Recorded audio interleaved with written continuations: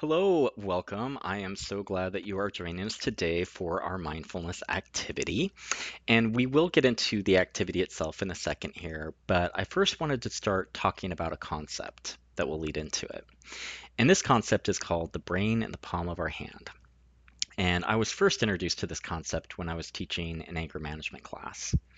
And the reason we were teaching it was because our thought, which is backed by science, is that when we understand how our brain operates and we understand certain parts of our brain and how they function together, we are actually better able to utilize our brain to work for us and not against us. And so let's explore this a little bit. So Dan Siegel developed this model where we conceptualize our brain as the palm of our hand. And so with this, we have our wrist, which is conceptualized as the spinal cord. So the first thing that we have, though, is the brain stem.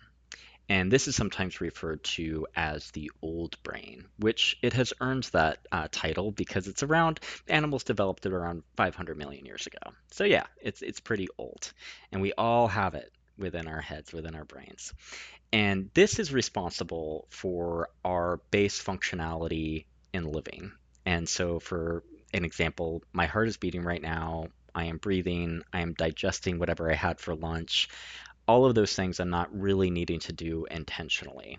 I can't control those. I couldn't stop my heart if I wanted to, right? So there are these components that just operate on that base functionality, base survival. And within the brainstem is where we have that fight, flight, or freeze response kind of dialed in. And so with this allows us as animals to respond to threats in our environment with appropriate action to either fight or freeze, pretend we're dead, or flee the situation. And so very, very helpful. I think most of us can agree. So the next part of the brain that we'll talk about is the limbic system. And this one is maybe a little bit newer. This one's about 150 million years ago. And this was developed in mammals as a way of experiencing emotion.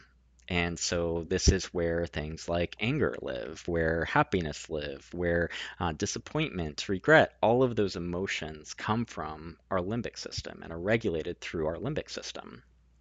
And then finally, we have the cortex, which is represented by these fingers up here.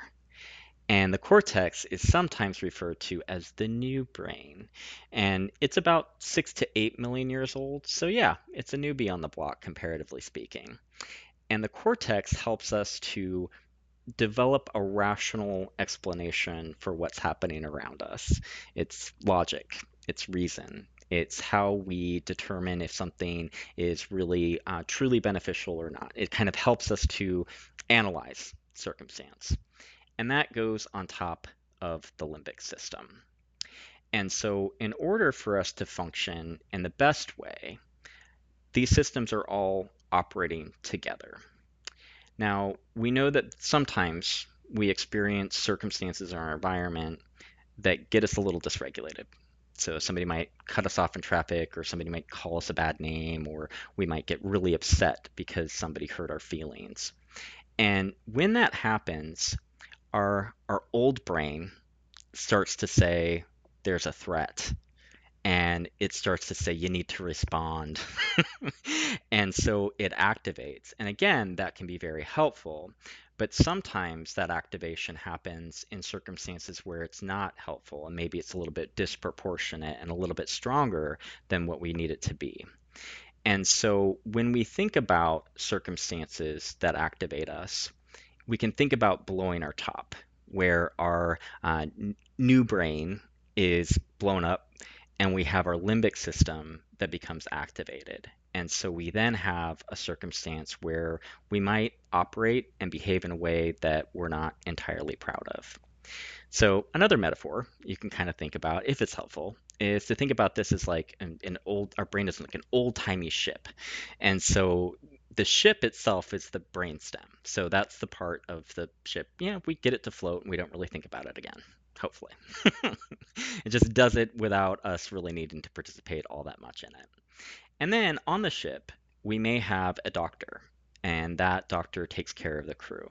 And in order to take care of the crew, they need to be emotional. They need to have an ability to be compassionate to other people, very helpful quality in a doctor. And then we also need a first officer. And the first officer is someone who is able to integrate all of the information in our environment and come up with a logical, reasonable, rational explanation for what's happening. And so when these systems are all working together, the captain is then able to respond to threats in the environment in the most effectual way. So again, we're not thinking about one part of the brain needing to control the other or keep it under check. Rather, we're thinking about how each part of our brain has a really essential function, and neither one of them really does a great job on their own. They have to kind of be together. And again, when we experience a threat in our environment, sometimes it makes it to where they start to disconnect and become dysregulated. So we're going to try a little bit of an activity that might help us to reintegrate our brain. And it's found to be pretty effective. And as you may have already guessed, it's about breathing and doing some intentional breathing. And so I think that we've all heard at one point in your lives, just like take a deep breath.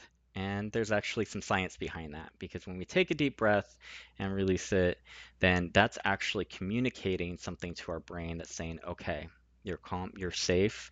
Let's reintegrate so we can kind of see the brain coming back into that integration. So in today's activity, we'll consider a certain type of breathing that is something that you can kind of practice when you have like the time and the environment to do it. But my message that I really want to convey is that you can regulate your brain with breath with just two or three or even just one really deep, big breath. It doesn't have to be anything formalized. It doesn't have to be anything that anyone sees or knows that you're doing. But if you do have the time, you do have the space, then you can engage in a little bit of a longer activity that can help that integration be even more thorough. And so with this one that I'll go over, again, you can use any breathing exercise that you like, but just for fun, I'll talk about one that I really like. And this one I call progressive breathing. And it's a way of getting to a spot where we use all parts of our respiratory system. And when we use different parts of our respiratory system, we actually experience a little bit of calmness in different parts of our body and different parts of our brain. So if you would like, one of the things that can always be helpful is to do a little bit of before and after. So if you have a pen handy and a piece of paper, on a scale of 0 to 5, 0 being no stress at all, my brain is fully integrated, I am set. And then 5 being I'm dysregulated. My parts of my brain are no longer working together. I'm in an explosive state. So on that scale, 0 to 5, where are you finding yourself? So I always like to have one hand on my stomach and one hand on my chest, just so that I can kind of understand where I'm concentrating my oxygen from one moment to the next. We're going to start with our belly.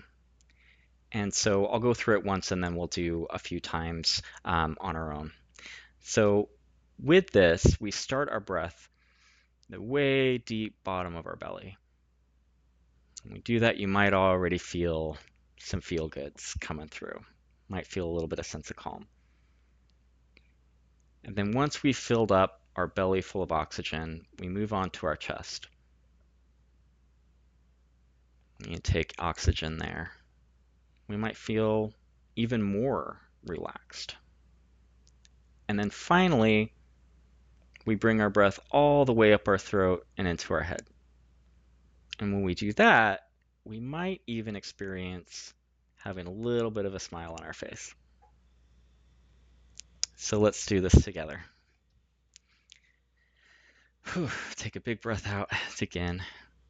All right. Belly breath, chest, throat and head.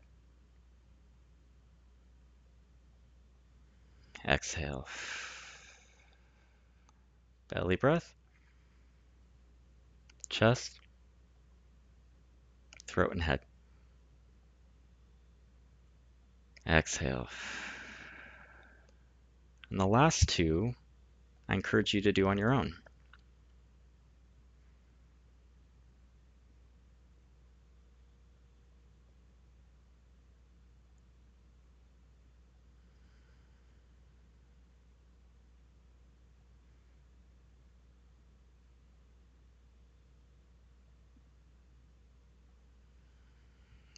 All right. And if you so desire, you can return back to that 0 to 5 scale and see if you have decreased in your stress, if you are finding that your brain is a little bit more integrated. I hope that was helpful or interesting. Please let me know if you have questions. You can email me at victorcounseling@outlook.com. Take care. Bye-bye.